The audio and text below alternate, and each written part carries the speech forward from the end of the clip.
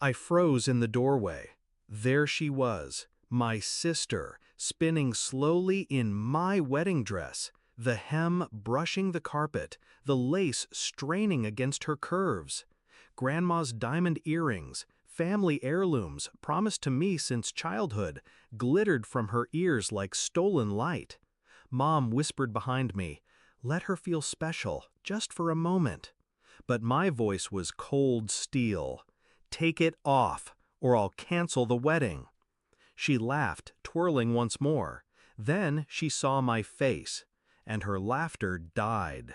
My sister Hannah was always the golden child, pretty, reckless, adored for things she never earned. I was the steady one, the planner, the fixer, the quiet shadow making sure our family didn't collapse under her chaos. Even when we were kids, I watched her steal. Toys, attention, later boyfriends, always with the same innocent smile. And Mom always made excuses. "She doesn't mean it, she just wants to feel included. She looks up to you." I told myself it didn't matter, that one day I'd have something she couldn't touch. I thought that would be my wedding. It began small. A pause when I mentioned venues. A comment from her about how white makes me look incredible. Then the texts. I saw her phone light up one night at dinner, my fiancé's name on her screen. I didn't react, not then. I let her believe her little performance was invisible. But the late-night messages grew longer. His laughter at things I hadn't said. Her perfume lingering on his jacket. The final proof came when I borrowed her car and found a receipt shoved under the seat. A hotel, 2 glasses of wine, 1 bed. My heart didn't break. It calcified. I didn't scream. I didn't cry. I didn't beg. I planned. If betrayal was her game, then exposure would be mine.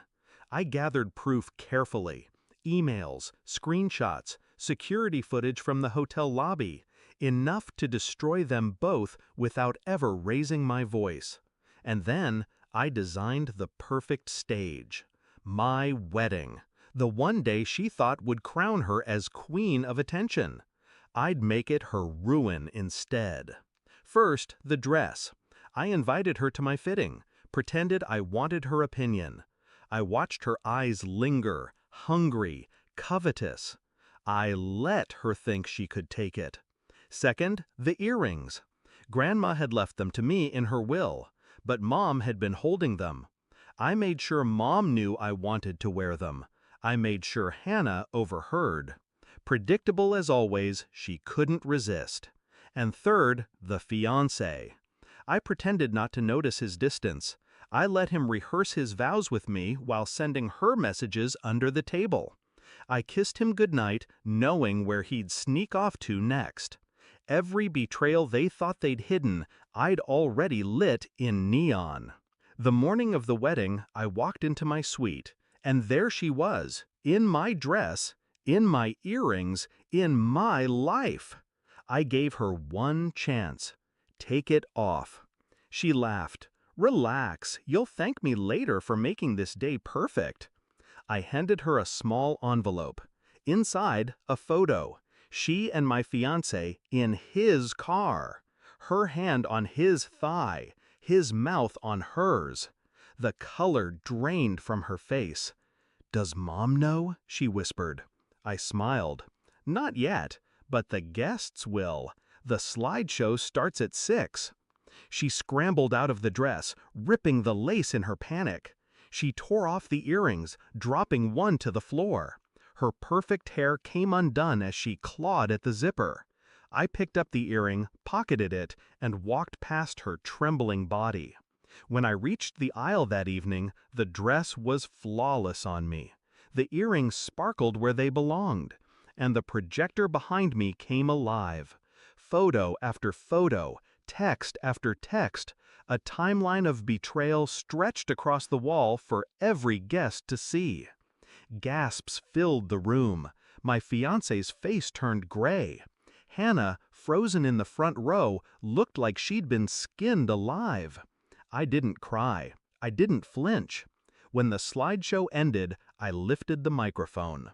There will be no wedding today, but there will be honesty. And I walked out. By midnight, the story was everywhere. Family, friends, colleagues, all of them saw exactly who Hannah was, who he was. She moved out of state within a week, unable to face the wreckage. He tried to call me, begged me for forgiveness. I never answered. Mom said I was cruel, that I didn't have to humiliate them.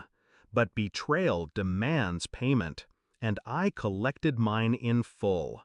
Because on that day, I didn't just cancel a wedding, I canceled their future.